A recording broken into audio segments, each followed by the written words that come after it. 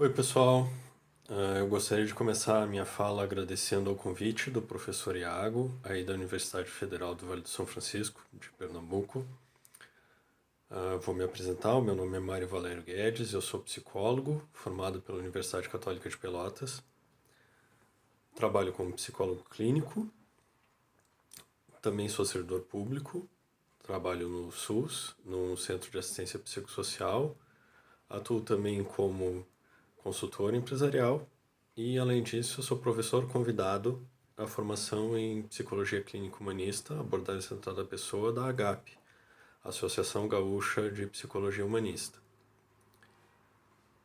O convite do professor Iago foi para que eu falasse um pouquinho do meu trabalho, um pouquinho da psicologia humanista especificamente, e vou tentar ser o mais geral e aberto possível para que isso possa contribuir com a discussão em sala de aula e que vocês tenham uma ideia geral de como a teoria humanista pode ser utilizada, como ela abarca as diversas áreas de atuação dentro da psicologia, tá?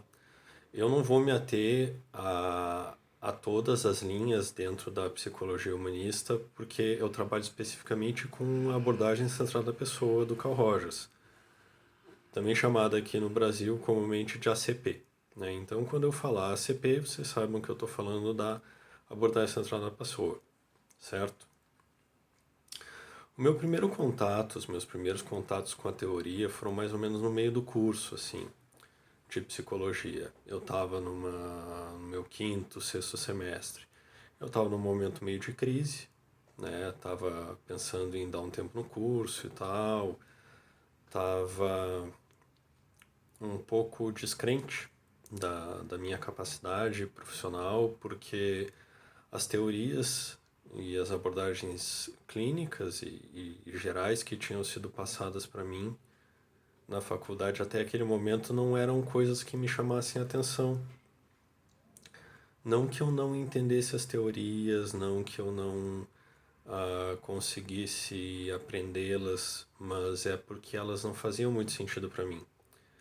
Elas tinham uma percepção de ser humano com a qual eu não concordava muito. Né? O behaviorismo vê o ser humano muito como um animal em processo de treinamento. Né? Com reforços positivos e negativos, ele vai desenvolvendo condicionamentos e ele reduz o ser humano muito a isso, né? A esse papel meio de máquina que é ensinada a desenvolver habilidades e atividades X, Y, Z. Né? E eu não concordo com isso. Em detrimento disso, a psicanálise vê o ser humano não exatamente dessa forma, mas vê ele como um animal que precisa reprimir os seus impulsos, precisa socializar os seus impulsos, desenvolver mecanismos de defesa para repressão desses impulsos, para ele conseguir conviver em sociedade. E, em geral, o desenvolvimento desses mecanismos gera um sofrimento para a pessoa, então ela está sempre tendo que contrabalançar essas coisas. E essa era uma visão que eu também não me agrada, essa visão do ser humano, não é uma visão com a qual eu concorde. Né? Eu não acho que o ser humano seja assim. E quando eu tive a primeira aula ligada a sistemas teóricos existenciais fenomenológicos, e aí eu tive contato com Gestalt, eu tive contato com logoterapia do Viktor Frankl, eu tive contato com psicodrama do Jacob Levi Moreno e algumas outras coisas. Logo em seguida, nessa mesma esteira, eu também tive contato com a ACP, com a abordagem centrada na pessoa de Carl Rogers. E esse contato para mim foi muito significativo, porque eu tive um clique, eu pensei, tá, é isso. Com isso eu concordo. Com isso eu acho que eu consigo trabalhar, eu acho que eu consigo me ver pensando e trabalhando baseado nessa abordagem. Eu concordo com essa visão do ser humano, eu concordo com essa teoria de personalidade, eu concordo com essa teoria de desenvolvimento. isso me faz crer que é possível ser psicólogo. E aí esse meu momento de crise passou. Mas eu não sei o que veio antes nessa história, se foi o ovo ou a galinha, né? Se eu já tinha uma identificação muito grande com aquele tipo de ideia, se eu já tinha esse tipo de percepção em mim, e por isso eu comecei a crer na abordagem centrada na pessoa, ou se a visão que eu tive da ACP foi uma coisa tão revolucionária e isso mexeu tanto comigo que eu acabei gostando muito dela, né? Eu não sei o que foi, o que houve primeiro. Se eu já pensava muito parecido, me influenciei mais um pouco, ou se aquilo foi tão explodemente para mim que eu quis, né, aprender mais sobre aquilo. Ah, então, conforme eu vou falando, vou contando para vocês um pouquinho dessa minha história, eu vou ir colocando algumas coisas da teoria para vocês, tá? Como eu falei, o contato que eu tive, que foi mais ou menos na metade do curso, foi com sistemas teóricos que são essenciais e fenomenológicos. Tá? O que isso quer dizer? São sistemas teóricos, né? São teorias, são abordagens que têm por base a filosofia do existencialismo e da fenomenologia.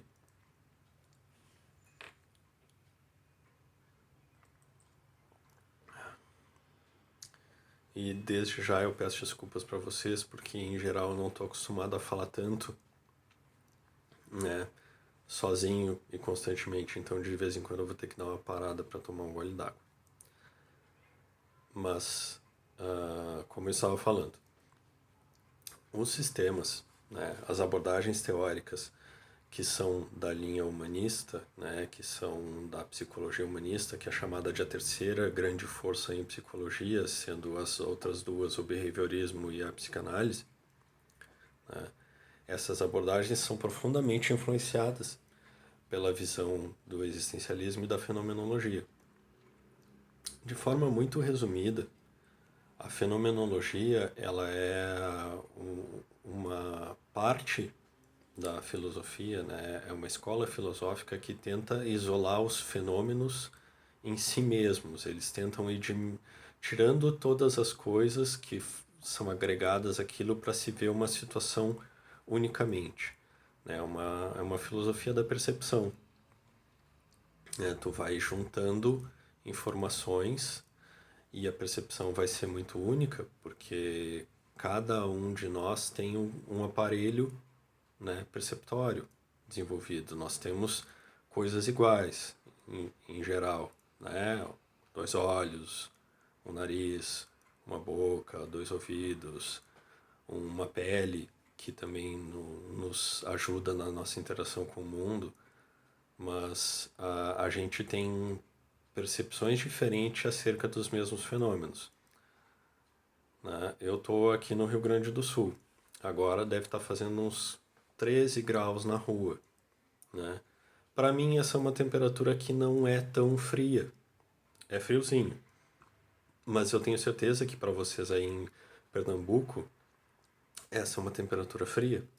Né? Vocês estão no nordeste do país, tem uma diferença de clima muito grande e de adaptação das regiões. Né? Eu aqui no sul estou mais acostumado com frio e vocês estão mais acostumados com calor. Se eu for para aí, eu vou passar muito mais calor que vocês, e vocês, se vierem para cá, vão passar muito mais frio que eu. Né? É uma mesma situação. Né? A mesma situação é tempo, clima de 13 graus, mas as nossas percepções são diferentes, porque os nossos aparelhos perceptórios são diferentes. Né?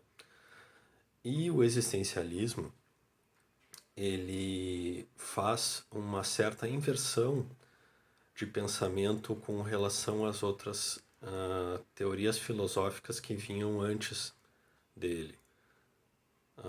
E se eu for citar dentro da psicologia, né, o que influenciou tanto o behaviorismo quanto a psicanálise são visões deterministas.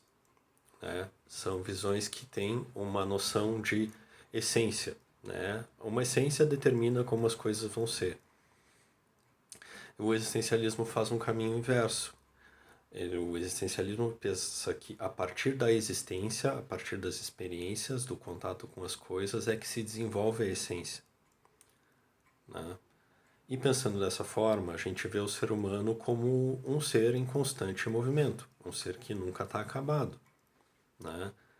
Ah, eu falo puxando exemplos, né? Behaviorismo, psicanálise, mas um exemplo, né? A psicanálise acredita que uma pessoa, a partir de uma certa idade, já não pode mais desfrutar de uma análise completa, porque ela não tem como desenvolver outras formas de funcionar.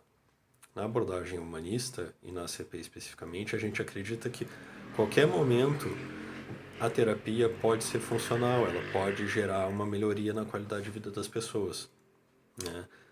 Porque dentro da CP a gente vê a situação como única, a pessoa como uma coisa única, né? Então, a minha forma de lidar com a pessoa vai se adaptar à realidade dela, aquilo que ela tem em si, né? As experiências dela. Eu não vou estar rechaçado por um diagnóstico, por a pessoa ter um transtorno mental grave ou não, por a pessoa ter algum tipo de retardo ou não, né? Eu ainda vejo como possível haver mudanças, haver melhorias, haver movimento nesse organismo, nessa vida, né? Então, resumidamente, o existencialismo e a fenomenologia influenciam, assim, as teorias humanistas, né? Tendo esses dois pontos como talvez as coisas principais. Conforme a gente vai aprendendo, né, a gente vai vendo a influência disso no pensamento humanista, né, no pensamento da psicologia humanista e da abordagem centrada na pessoa, isso é muito forte. Dentro da abordagem centrada na pessoa especificamente, o Carl Rogers, que é visto como o criador da teoria, mas que ele é o teórico mais importante, mas ele não fez isso sozinho. E uma coisa muito legal da abordagem centrada na pessoa é que ela foi desenvolvida baseada em pesquisa. O Carl Rogers tinha uma visão científica muito bem direcionada, ele tinha uma metodologia muito bem calcada, e toda a postulação teórica que ele fez foi baseada em pesquisas onde tinha muitas pessoas sendo atendidas, onde tinha muitos terapeutas trabalhando juntos, e tudo era tabulado e calculado. Para vocês terem ideia, Carl Rogers foi a primeira pessoa, foi o primeiro terapeuta a gravar sessões de psicoterapia. Porque antes disso isso era um tabu, era uma coisa muito fechada, né? Ele gravou para poder estudar cada vez mais o processo terapêutico. E nessas pesquisas que ele desenvolveu, conforme ele foi fazendo pesquisas, ele foi criando a teoria dele. Não foi criando, ele foi descobrindo aspectos da realidade humana e ele foi transformando isso numa teoria de personalidade, numa teoria de desenvolvimento, né? Dentro da teoria de desenvolvimento dele, ele tem duas coisas muito grandes, né? Duas coisas muito fortes: a tendência formativa e a tendência atualizante. A tendência formativa é uma tendência dos organismos, e não só dos organismos, mas de qualquer coisa, de ir se agrupando para desenvolver coisas cada vez mais complexas. Então, uma célula se junta com outra, e se junta com outra, e aí os organismos deixam de ser unicelulares e viram pluricelulares e criam um organismo maior. Os corpos celestes vão se agrupando e vão formando galáxias, né? Os seres humanos vão se agrupando e vão criando instituições, vão criando comunidades, sociedades, né? Isso é a visão de tendência formativa. A tendência atualizante é uma visão biopsicológica de desenvolvimento. Como assim biopsicológica de desenvolvimento? Eu normalmente explico a tendência atualizante com um exemplo pessoal meu. Vocês não podem ver, eu estou sentado aqui, mas eu tenho 1,85. Eu sou uma pessoa considerada alta. Por que que eu tenho 1,85? Eu tenho 1,85 porque eu tinha um fator genético, um fator biológico, que me propiciava crescer até essa altura, mas eu também tive um fator ambiental. Eu tive acesso à alimentação, eu tive acesso a esportes, eu pude desenvolver o meu corpo para chegar na estatura que eu tenho. Essas duas coisas me dão a possibilidade de eu ser hoje do jeito que eu sou. A tendência atualizante, ela está presente em todo ser vivo, né? Porque todo ser vivo tem a propensão de crescer até a maturidade e envelhecendo, definhar e morrer, né? Isso faz parte do ciclo natural das coisas. E o Rogers, sabendo da esfera psicológica do ser humano, ele também colocou a tendência atualizante como algo, né, de esfera psíquica. Né? Ele se deu conta que o ser humano, que até onde sabemos é o único ser que tem autoconceito, né, tem uma consciência de si, por ter essa esfera psíquica, né, por ter essa capacidade psicológica de autoconceito, ele vai evoluindo também. A mente dele também vai crescendo, vai se desenvolvendo e vai mudando conforme o tempo vai passando. Né? Então, a tendência atualizante ela é biológica, porque todo organismo tem em si a capacidade de crescer, se desenvolver, chegar ao seu ápice e começar a definhar. E da mesma forma, a psique humana assim funciona. Né? Isso é uma das bases da teoria de desenvolvimento da abordagem centrada na pessoa. Eu não vou me ater tanto a algumas coisas para que esse vídeo também não fique muito extenso e que também vocês tenham espaço de ter dúvidas e questionar e buscar coisas. Né? Como eu já conversei com o professor Iago, eu fico à disposição de vocês caso vocês tenham qualquer tipo de dúvida, qualquer tipo de esclarecimento, queiram aumentar essa discussão, né? Eu tô aqui para tirar as dúvidas de vocês. Mas falando, né, eu falei um pouquinho das bases filosóficas, um pouquinho da base do desenvolvimento da ACP, mas eu vou falar agora especificamente do processo de facilitação em ACP. Né? Dentro das pesquisas do Rogers, ele se deu conta que haviam características que ele tinha e que alguns colegas tinham também no trato com as pessoas que podiam facilitar o desenvolvimento delas. Podiam, quando eu digo facilitar, né, diminuir as dificuldades que aquelas pessoas tinham para superar os seus problemas, e não só os seus problemas, mas para ir adiante no seu próprio desenvolvimento. Né? Muito importante frisar que dentro da abordagem humanista do Carl Rogers, na ACP, a gente sai de um patamar de técnico muito importante e se coloca em linha reta, né? Fica uma relação horizontal com a pessoa que a gente está atendendo. A gente costuma não usar o termo paciente também em função disso, a gente costuma usar o termo cliente, porque a gente vê uma pessoa como alguém ativo e alguém que quer uma resolução de uma situação sua e precisa de um apoio especializado. Né? A gente não costuma ver como alguém doente. Né? Não estamos negando a existência de transtornos e doenças mentais, de forma alguma. Mas a gente não vê isso como mais importante. A gente vê a percepção da pessoa e as necessidades dela para o próprio processo. E tem como função facilitar as pessoas nos seus caminhos, nos seus processos. Tá?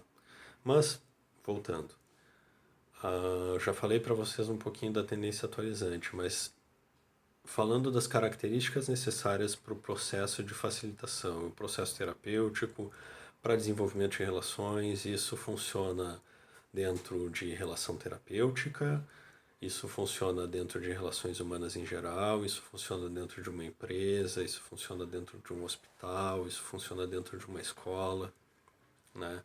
São 3 características muito importantes para a facilitação de processos, né? Ele postulou como congruência, como capacidade de empatia, né? Capacidade empática e apreciação humana incondicional, ou aceitação humana incondicional, mas eu gosto mais do termo apreciação. O que é a congruência? A congruência é algo ligado à autenticidade. É eu estar consciente das coisas que eu sinto e ser livre para comunicá-las, mas tomando cuidado com a pessoa para quem eu estou comunicando, né? Não adianta eu usar uma terminologia muito avançada para falar de uma coisa para alguém que tem um vocabulário restrito.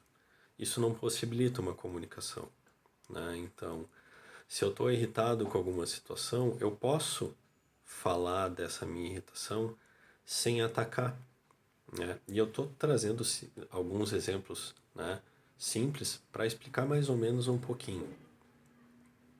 A congruência é isso, é a capacidade de ser autêntico tomando cuidado com a pessoa que está na minha frente, né? E facilitando para que a pessoa também desenvolva isso em si. A capacidade de empatia, né, a capacidade empática, a empatia, que a gente fala bastante, é essa capacidade da gente se aproximar da pessoa e chegar tão perto dela que a gente consiga enxergar o mundo dela como se fosse ela, mas como se a gente nunca vai chegar a ver o mundo como ela. Porque se a gente fizer isso, a gente se perde, a gente psicotiza, né? A gente sai da gente e se mistura no outro. E aí a gente adoece, a gente não facilita o processo do outro, a gente não ajuda em nada. Mas é o como ser, é o quase lá. E esse quase lá ainda assim é um abismo de distância. A gente pode chegar muito perto, mas ainda vai ter uma distância muito grande, né? Desse se colocar no lugar do outro. A gente tenta chegar o mais perto possível, mas sempre vai ser como se fosse o outro. A gente nunca vai chegar a ser o outro. E a última característica, né, das atitudes fundamentais e necessárias e suficientes para facilitação, para o desenvolvimento terapêutico, a gente tem a aceitação humana incondicional ou apreciação humana incondicional, que é a minha capacidade como facilitador de aceitar toda e qualquer coisa que tem naquela pessoa que está na minha frente, né? É apreciá-la e vê-la como digna de respeito, como capaz, como alguém que consegue fazer as suas coisas, que só precisa de alguém facilitando isso. Se eu tenho essa apreciação, eu não vou me meter no processo da pessoa, eu não vou ficar dando direcionamentos para ela, né? Eu não vou ficar dizendo faz isso, faz aquilo, que tu já pensou em tal coisa? Porque também, parafraseando Rogers, as pessoas não precisam de conselhos, né? As pessoas já têm muitas outras na sua volta capazes de lhes dar conselhos. Se elas precisassem de conselhos, elas não procurariam um terapeuta, um psicólogo, alguém capaz de ajudá-las com isso.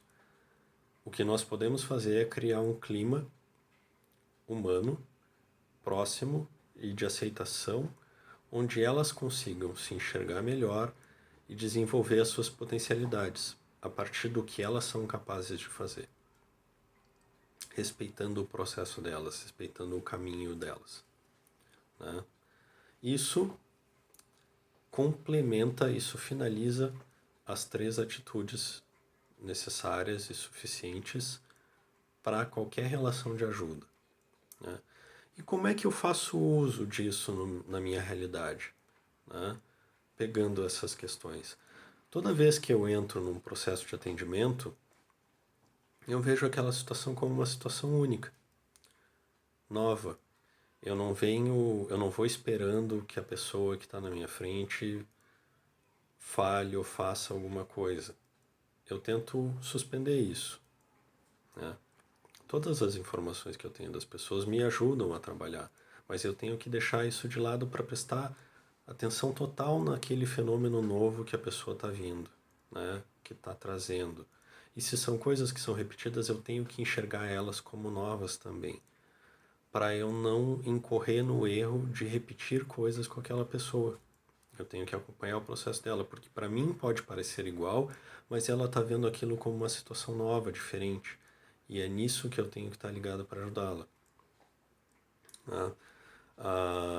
Isso funciona também em facilitação de grupos, isso funciona dentro da educação. Eu sou capaz de prestar atenção nas pessoas e facilitar o processo de ajuda, de aprendizado delas. Eu não vou ensinar especificamente, eu vou estar ali para instigar a vontade de aprendizado das pessoas, né? Eu poderia ficar falando por horas e horas e horas aqui para vocês sobre todas essas coisas, mas eu acho que já deu para ter uma ideia geral de como a abordagem centrada na pessoa e as teorias humanistas funcionam, né? Mais ou menos. Espero ter ajudado vocês. Quero agradecer novamente o convite do professor Iago para fazer essa fala aqui. Espero ter sido claro. Se eu não fui, peço desculpas a vocês. E se vocês tiverem qualquer tipo de dúvida e quiserem aprender um pouquinho mais, a partir de agora, do dia 22 de setembro, eu vou estar começando um grupo de estudos básico na abordagem centrada na pessoa. Se vocês tiverem interesse e quiserem se inscrever, é só entrar em contato comigo, tá? No meu e-mail, que é mariovalérioguedes@gmail.com, ou me procurar no Facebook ou no Instagram, né? No Facebook eu tô como Mário Valério Guedes e no Instagram eu tô como conhece underline 0 underline Mário. Então fica um conhece o Mário com um 0 no meio, tá? Agradeço de novo o convite do professor Iago.